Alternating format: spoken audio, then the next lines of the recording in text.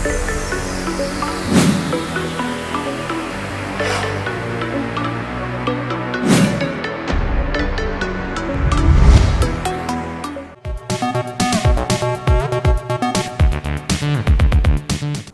Hello welcome to best of the day.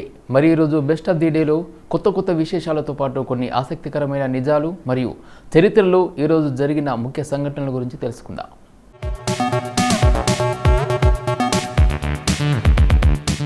ముందుగా ప్రపంచ chimpanzee దినోత్సవం గురించి తెలుసుకుందాం.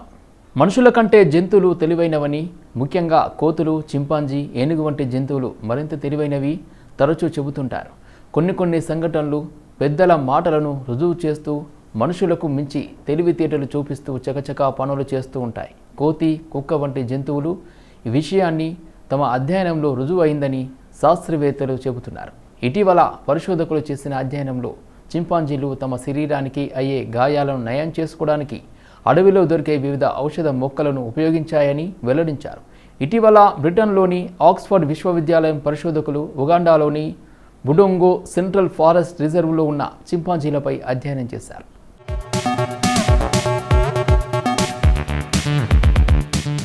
చింపాంజీల ప్రవర్తన, వాటి ఆరోగ్యంపై అధ్యయనం చేశారు. తమ పరిశోధనలో చింపాంజీలు తమ శరీరానికి అయ్యే గాయాలను నయం చేసుకుంటాయని వెల్లడించారు.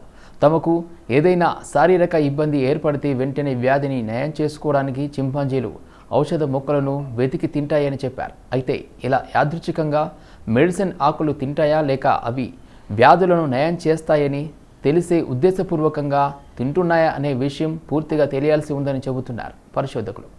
51 అడవి చింపాంజీలపై చింపాంజీలపై చేసిన పరిశోధన ఫ్లోస్ 1 పత్రికలో ప్రచురించబడింది. 51 అడవి చింపాంజీలపై శాస్త్రజ్ఞులు పరిశోధనలు చేశారు.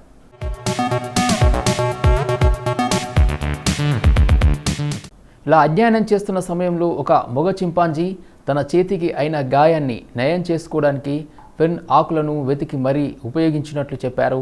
ఈ ఫెర్న్ ఆకులను ఉపయోగించి తన చేతికి అయిన గాయాన్ని, నొప్పిని తగ్గించుకోవడానికి ఉపయోగించినట్లు పరిశోధకులు గుర్తించారు. అంతేకాదు, పరాన్నజీవి ఇన్ఫెక్షన్తో బాధపడుతున్న మరొక చింపాంజీ స్కూటియా మిర్టినా అనే చెట్టు బెరడును తింటున్నట్లు గుర్తించామని వెల్లడించారు. అయితే ఈ బెరడులో ఔషధ గుణాలు ఉన్నాయని, యాంటీబయాటిక్ లక్షణాలు అధికంగా ఉన్నాయని తెలిపారు. రకరకాల మొక్కలు తినే చింపాంజీలు, అడవుల్లో నివసించే చింపాంజీలు తరచుగా వివిధ రకాల మొక్కలు తింటాయి.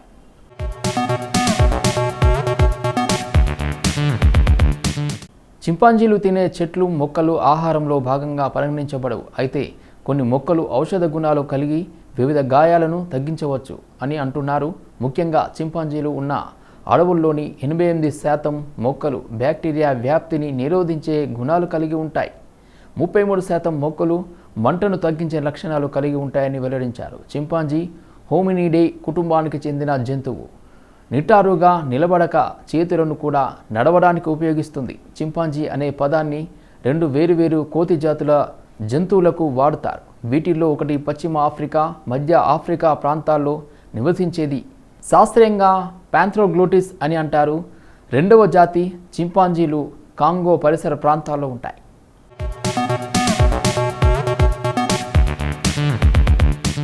ఇక జాతి సాధారణ నామం బొనోబో, శాస్త్రీయ నామం పాన్పానెసస్. ఆఫ్రికాలో ఈ 2 జాతుల చింపాంజీల నివాస స్థలాలను కాంగో నది సరిహద్దుగా ఉంటున్నది.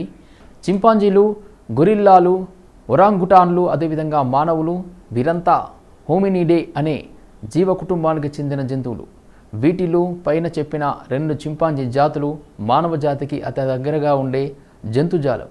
సాధారణ చింపాంజీ, బొనోబోల శరీర నిర్మాణంలో వ్యత్యాసాలు స్వల్పం, కానీ వాటి సామాజిక జీవనంలోనూ లైంగిక ప్రవర్తనలోనూ గణనీయమైన భేదాలున్నాయి. సాధారణ చింపాంజీలు శాకాహార, మాంసాహారాలు తింటాయి, కలిసి వేటాడుతాయి, క్లిష్టమైన సమూహ సంబంధాలు కలిగి ఉంటాయి.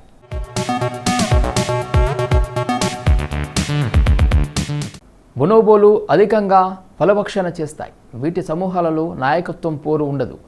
ఆడ బొనోబోలు పిల్లల పెంపకంలో ముఖ్య పాత్ర వహిస్తాయి. 2 జాతులలోనూ పైకి కనిపించే చర్మం చిన్నప్పుడు లేత రంగులో ఉండి పెద్దయ్యాక ముదురు రంగులోకి మారుతుంది. సాధారణ చింపాంజీల కంటే బొనోబోలు అధికంగా 2 కాళ్ళ మీద నడుస్తాయి. చింపాంజీల జనాభాలో జన్యుపరమైన వ్యత్యాసాలు చాలానే ఉన్నట్లు చికాగో విశ్వవిద్యాలయం మెడికల్ సెంట్రల్ అధ్యయనంలో తెలుస్తున్నది. చింపాంజీలు పనిముట్లు వాడే విధానం కూడా ఒక్కో సమూహానికి ఒక్కో విధంగా ఉందని పరిశోధనలో తెలుస్తున్నది. బొనోబోల కంటే సాధారణ చింపాంజీలో అధికంగా దాడి చేసే ప్రవర్తన కనిపిస్తున్నది.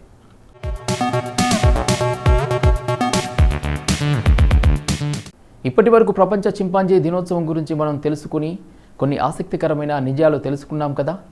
మరి జూలై 14వ తేదీన ఒక్కసారి చరిత్రలోకి వెళ్ళి చూస్తే ఎంతోమంది ప్రముఖుల జననాలు జరిగాయి. మరి ఒక్కసారి చరిత్ర పుటల్లోకి వెళ్ళి నేడు జన్మించిన ప్రముఖులు ఎవరో తెలుసుకుందాం.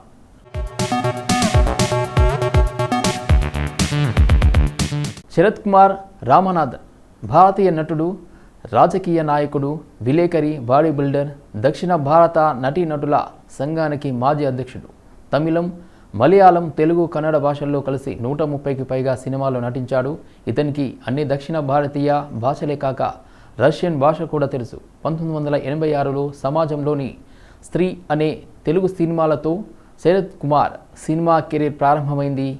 మొదట్లో నెగిటివ్ పాత్రల్లో నటిస్తూ సహాయ పాత్రలకు మారి తర్వాత కథానాయకుడిగా నిలదొక్కున్నాడు.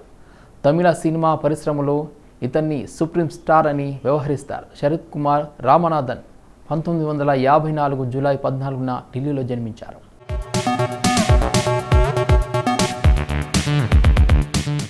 శివనాడార్ ఒక ప్రముఖ భారతీయ పారిశ్రామికవేత్త, దాత. HCL శివనాడార్ ట్రస్ట్ సంస్థ స్థాపకుడు. 2015 సంవత్సరం నాటికి ఆయన వ్యక్తిగత ఆస్తుల విలువ దాదాపు $13.7 బిలియన్.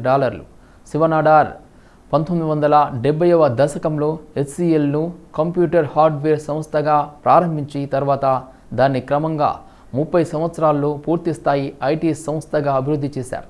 2008లో ఐటీ రంగంలో ఆయన చేసిన కృషికి భారత ప్రభుత్వం పద్మభూషణ్ పురస్కారంతో సత్కరించింది. శివనాడార్ 1945 జూలై 14న ములైపూలి గ్రామం, తుత్తుకుడి జిల్లా, తమిళనాడులో జన్మించారు.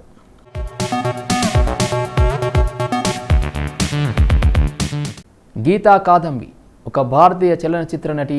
ఈమె తెలుగు, కన్నడ, తమిళం, మలయాళం, హిందీ భాషా చిత్రాలలో నటించింది. ఈమె భైరవి అనే తమిళ చిత్రంతో సినీ రంగ ప్రవేశం చేసింది. ఆ సినిమాలో హీరో రజనీకాంత్కు చెల్లెలుగా నటించింది. అప్పటి నుండి సుమారు 200కు పైగా అన్ని దక్షిణ భారతీయ చిత్రాల్లో, కొన్ని హిందీ చిత్రాల్లో నటించింది. ఈమె కొన్ని టెలివిజన్ సీరియళ్లలో కూడా నటించింది. ఈమెకు 2 ఫిల్మ్ఫేర్ పురస్కారాలు, ఒక కర్ణాటక రాష్ట్ర ఫిల్మ్ అవార్డు, ఒక కేరళ రాష్ట్ర ఫిల్మ్ అవార్డు లభించింది. గీత 1962 జూలై 14న బెంగళూరు, కర్ణాటకలో జన్మించారు.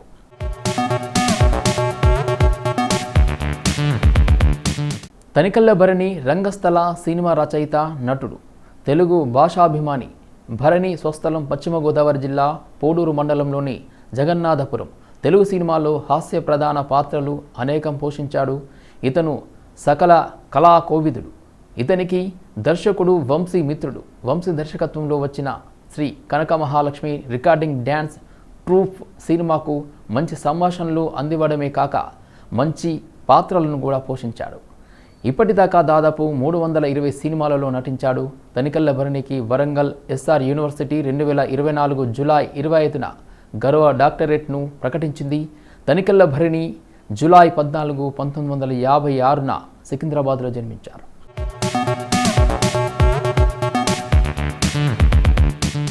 మధు సప్రే ఒక భారతీయ సూపర్ మోడల్, అందాల పోటీ టైటిల్ హోల్డర్. ఆమె ఫెమినా మిస్ ఇండియా 1992ను గెలుచుకుంది.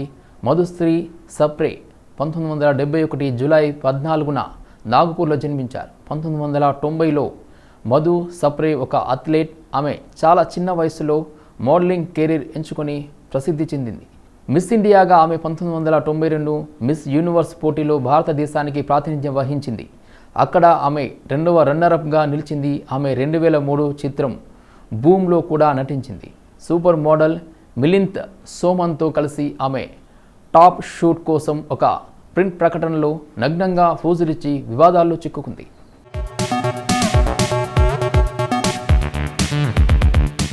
సో ఇదండి ఇవాల్టి best of the day episode. ఈ ఎపిసోడ్ అనేది ఈ రోజుకి సంబంధించిన కొన్ని ఆసక్తికరమైన విశేషాలు తెలుసుకోవడానికి ఉపయోగపడింది అనుకుంటూ మళ్ళీ రేపటి ఎపిసోడ్లో మళ్ళీ కలుద్దాం. Bye bye.